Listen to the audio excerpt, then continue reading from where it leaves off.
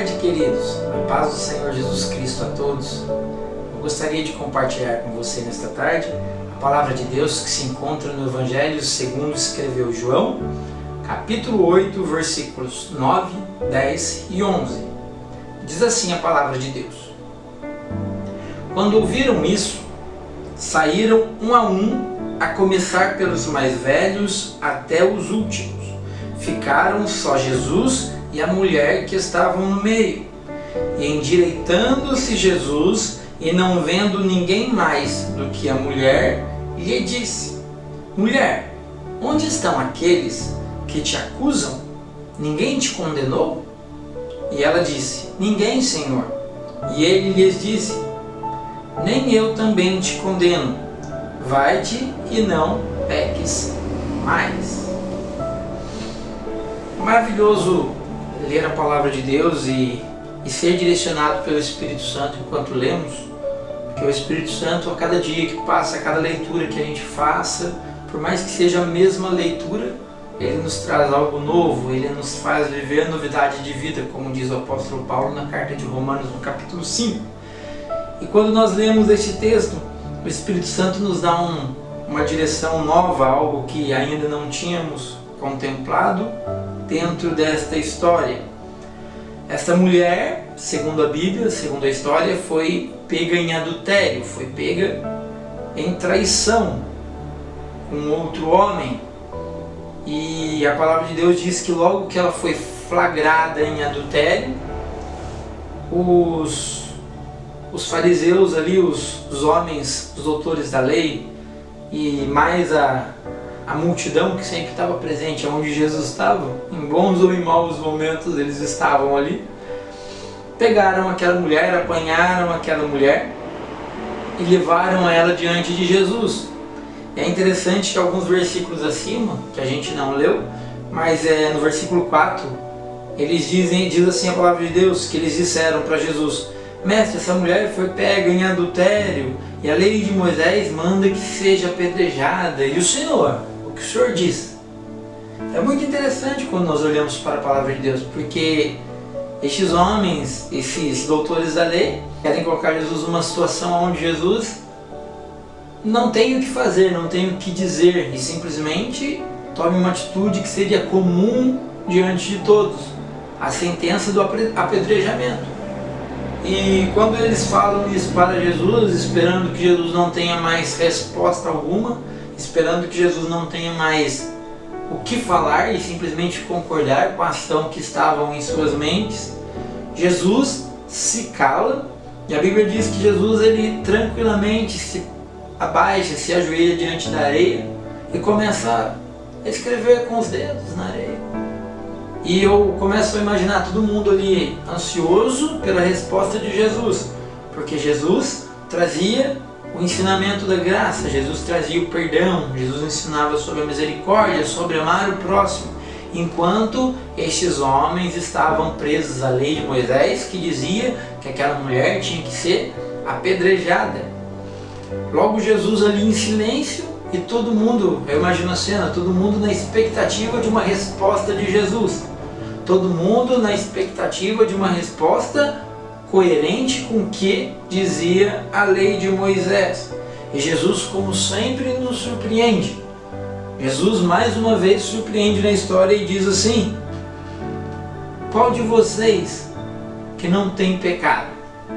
O que não tiver, atire a primeira pedra. É interessante porque a sabedoria de Jesus vai além do nosso entendimento. Jesus agora os coloca em uma situação de cheque. Jesus agora diz para eles: Vocês também não têm pecado? Se não tem, atire a primeira pedra. Aí a gente começa a entender que aqueles homens automaticamente fazem uma reflexão a si próprio e também baseado na palavra de Deus que diz que aquele que disser que não tem pecado já se torna um pecador. Eles automaticamente já se colocam na condição de pecador. E também, quem sabe, por que não dizer numa autoanálise dentro de sua mente, dentro de sua cabeça, por que não dizer que eles encontraram falhas, e olha que tinham muitos, encontraram pecados dentro de si.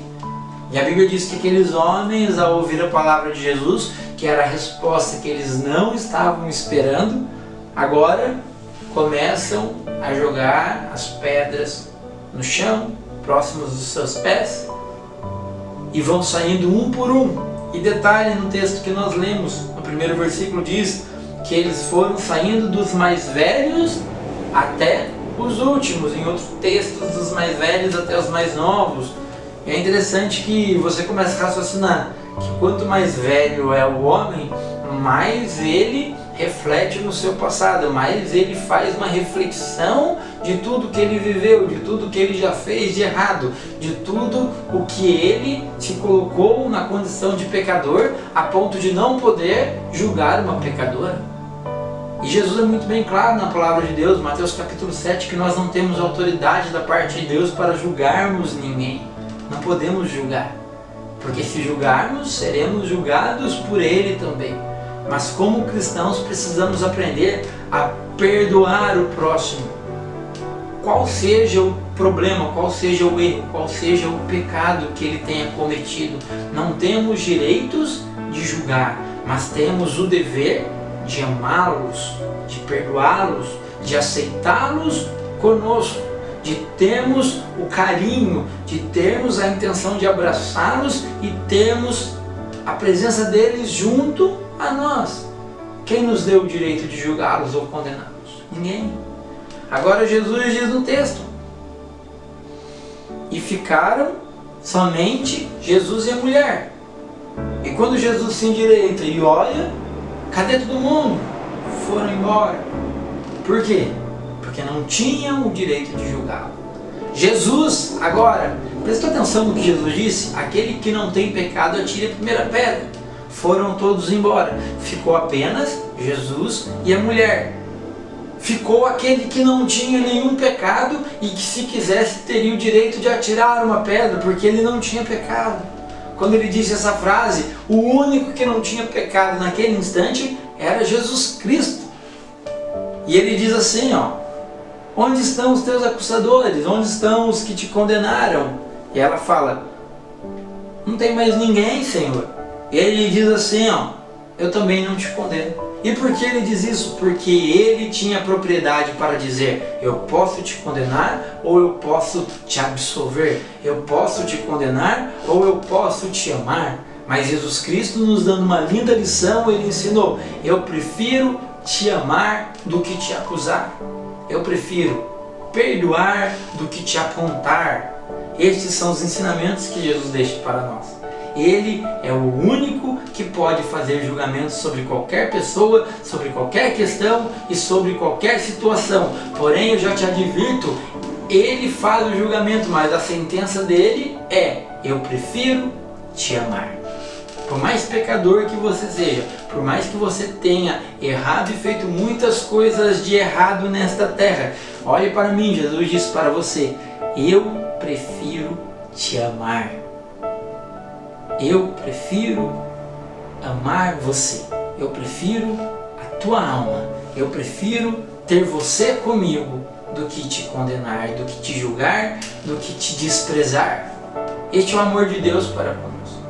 Nós somos falhos e pecadores e a cada dia temos que aprender com a palavra de Deus a julgarmos menos, a apontarmos menos e a amar muito mais, assim como Jesus nos ensina pela sua palavra. Que o Espírito Santo conforte e fale no seu coração ainda mais neste texto. E até a próxima. Fiquem com Deus.